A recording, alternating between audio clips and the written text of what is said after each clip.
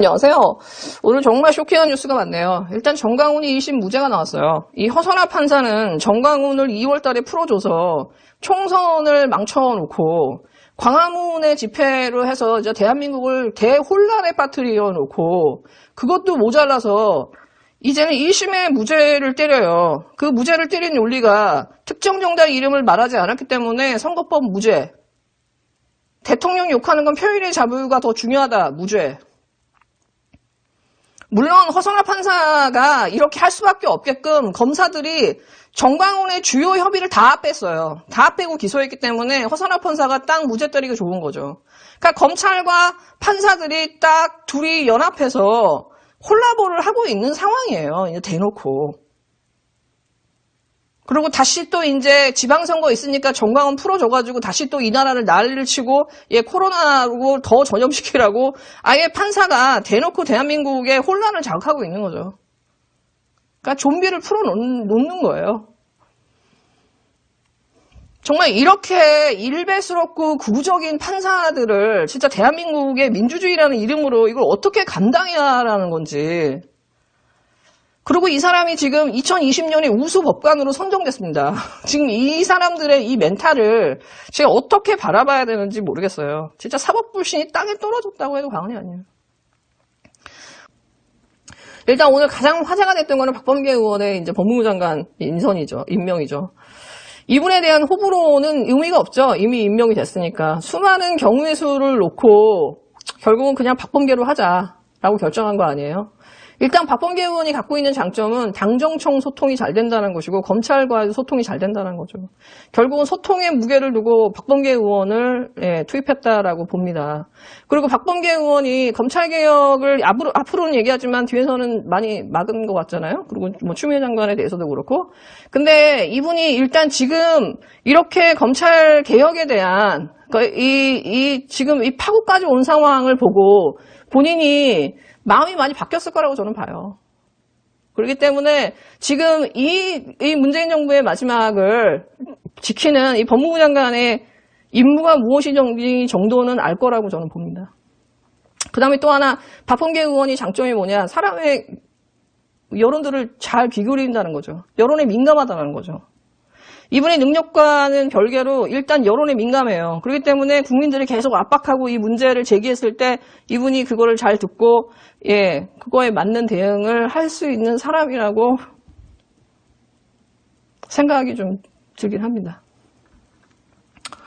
일단은 이분이 갖고 있는 어떤 소통이라고 하는 장점, 이 장점을 잘 살리고 그 다음에 지금 민주당도 이제 검찰개혁 시즌2를 들어갔기 때문에 좀 더 기동력을 가지고 움직일 수 있지 않을까. 그래서 제가 볼 때는 이제 국민들이 마지막까지 포기하지 않는 게 가장 중요합니다. 그러니까 쓸데없는 희망 고문 돌리는 게 아니라. 일단 어저께 굉장히 쇼킹하고 재밌는 뉴스 하나 나왔죠. 김용민 의원의 수사기소 완전 분리 공소처법 발의가 됐어요.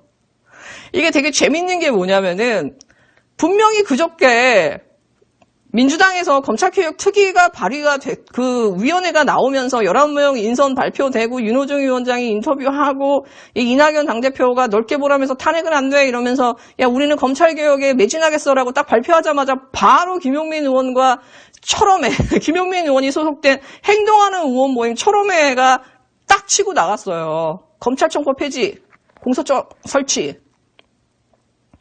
이게 어떻게 보면은 정말 이 소수정당, 개혁적인 진보정당이 필요한 이유를 정말 이분이 이 철험회가 잘 보여주고 있는 것 같아요. 지금 열린민주당의 이런 의원들이 정말 한 20명만 됐다 하더라도, 정말 12명, 13명만 됐다 하더라도 국회는 정말 많이 바뀌었을 거예요. 마음 같아서는 정말 이분들이 열린민주당의 입장에서 이렇게 민주당을 쫙 좀 끌고 갈 수 있는 민기적 하면서 너무 등치가 커서 계속 뭔가 우왕좌왕하고 있는 듯한 이 민주당을 쫙 끌고 가면서 하는 그게 참 필요하지 않나. 그게 사람들이 열린민주당을 지지하는 이유일 거예요. 그리고 지금 김용민 의원이 딱 치고서는 이렇게 법안 딱 발의한 상황이 작년에 그러니까 올해 공소처법 개정안 발의했을 때랑 상황이 되게 비슷해요. 민주당이 민기적 미화할 때 딱 개정안 발의하고 결국은 그거 안 하려고 막 버티다가 결국은 이렇게 갔잖아요. 그런 것처럼 지금 이제 국민들이 너무 많이 이제 열받아 있기 때문에 지금 이 김용민 의원의 이 공수처법 설치 법안이라든가 이 검찰청법 폐지 법안이 많은 힘을 받을 거라고 저는 믿어요. 이 철험회에 소속되어 있는 의원들을 꼭 기억해 주십시오. 최혜영, 유정복, 김두관, 김남국, 김승원, 이규민, 유정주, 윤영덕, 장경태, 오영환, 황운하, 최강욱, 강민정 이분들의 이름을 꼭 기억해 주세요. 네, 어제 이수진 의원이 법무부 장관도 검사 징계권자로 포함시키는 검사 징계법을 발의하겠다라고 발표했거든요. 이거 제가 볼 때 너무 중요한 것 같아. 지금 윤석열이 계속해서 추미애를 이렇게 막 못 살게 굳던 게 뭐냐면 법무부 장관은 검사에 대한, 검찰총장에 대한 징계 권한이 없어잖아요. 권한이 없는 자가 나를 자꾸 이게 불법으로 한 거라고 계속 이걸 남용하고 있는 게 뭐냐. 검사에 대한 징계는 검찰총장만이 가능하다는 거예요. 다시 말해서 누구도 검찰총장을 징계할 수 없다가 이 윤석열이 주장하고 있는 거잖아요. 이수진 의원의 이번 법안은 뭐냐. 검사의 징계권자로, 검찰총장을 포함한 검사의 징계권자로 법무부 장관을 집어넣겠다라는 거예요. 그러면은 얘가 이렇게 헛소리를 못합니다, 앞으로. 그 다음에 검사의 징계 사유 중에서 이분이 두 가지를 포함시켰어요. 영장에 위배되는, 적법하지 않은 방법으로 위법하게 증거를 수집해가지고 수사해가지고 절차를 따르지 않는 증거 수집. 이거는 위법이다라고, 이건 징계사유다라고 딱 집어넣었어요. 이게 징계사유면은 정경심 교수가 저렇게 나왔겠습니까? 검사들이 저렇게 수사를 했겠냐고요. 판사가 그걸 짚어줘야 되는데 판사가 넘어가서 이중기소를 인정해버렸죠. 그 다음 또 하나, 검찰총장의 정치적 중립을 위반하면서 야 이거 기소해, 이건 불기소해, 이 사건 덮어, 이건 키워라고 하면서 이 하급자한테 부당한 지시를 했을 때 그 부분도 그 하급자가 분명히 문제를 제기할 수 있게끔 그 법안을 개정했어요. 이수진 의원과 이 김용민 의원 이 철험에 여러분 정말 온몸을 다해서 밀어주십시오. 이분들이 이런 식으로 딱 치고 나오니까 초선들이 딱 치고 나오니까 결국 어저께 민주당도 그 여론에 밀려서 그래 그럼 우리 2월 달까지 검수완박 완전히 할게. 완전 막타라는 걸로 2월 달까지 하면서 로드맵도 제시하고 타임라인도 제시했어요. 여론이 이렇게 압박을 하니까 민주당도 움직이는 겁니다. 그러니까 이 초선들이 앞에서 쫙 끌고 이 큰 배를 끌고 가는 이 세빙선의 역할과 민주당도 여론에 밀려 따라오는 이런 거 어떻게 보면 우리도 어떤 면에서는 성장하고 있다고 해도 반전이 아닌 거죠. 포기하지만 않으면 돼요. 사실 오늘 되게 중요한 얘기 하나 하고 싶었는데, 결국은 박원순 시장의 사건이 이제 종료가 됐고, 검찰의 수사 발표가 나면서 사실 이제 여진이 굉장히 크죠. 일단 언론이 지금 마사지를 하고 있는 게 문제예요, 지금. 이 여론전을 하고 있는 게 문제예요. 명확한 사실 두 개는 뭐냐. 박원순 시장의 핸드폰을 포렌식 했더니, 박원순 시장이 이 서울시 안에서 만연한 성추행을 방조했느냐? 혐의 없음. 없다라는 거예요. 증거 없어.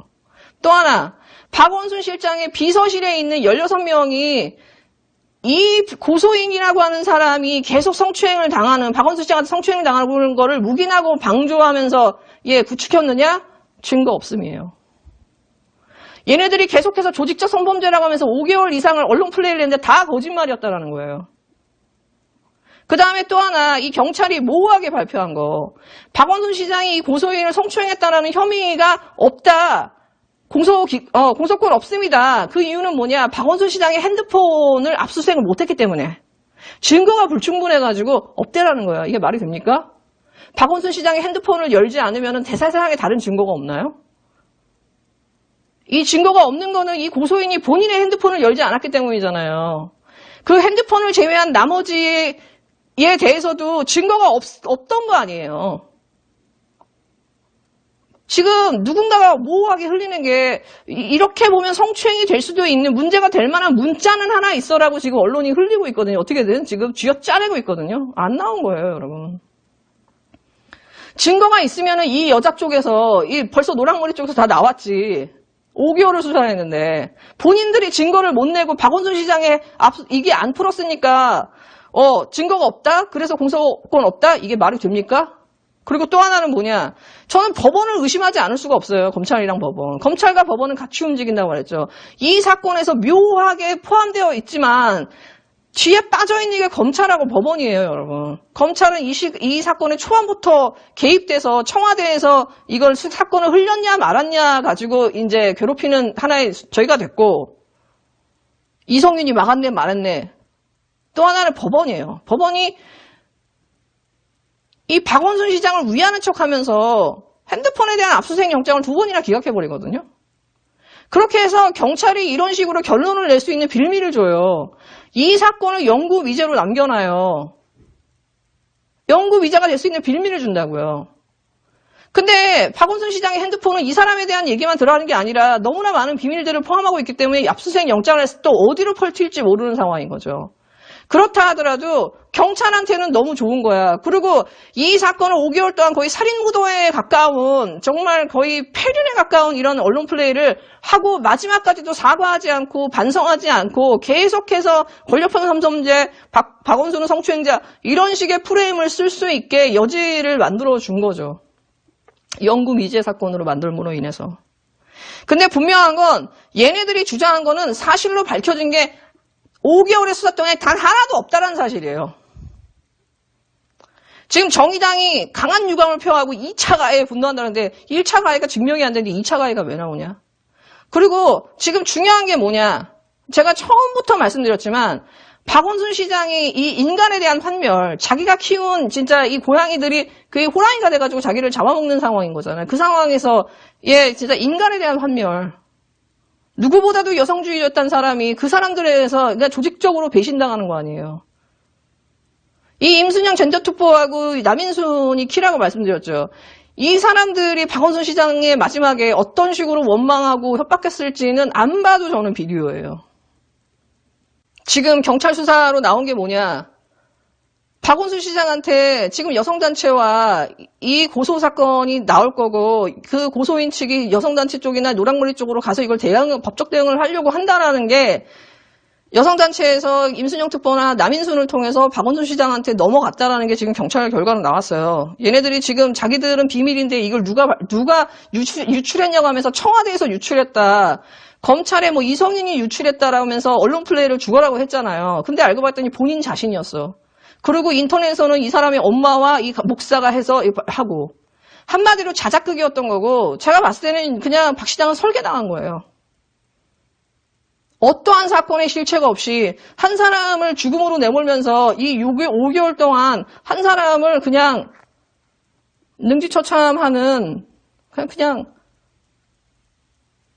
이 폐륜의 살인 모독을 벌인 거예요. 지난 5개월 동안 진행된 수사는 종결이 됐어요. 근데 한 가지 웃긴 게 있어요, 여러분. 이거 미투라면서. 조직적 성범죄라면서. 근데 우리는 고소인이 누군지 몰라.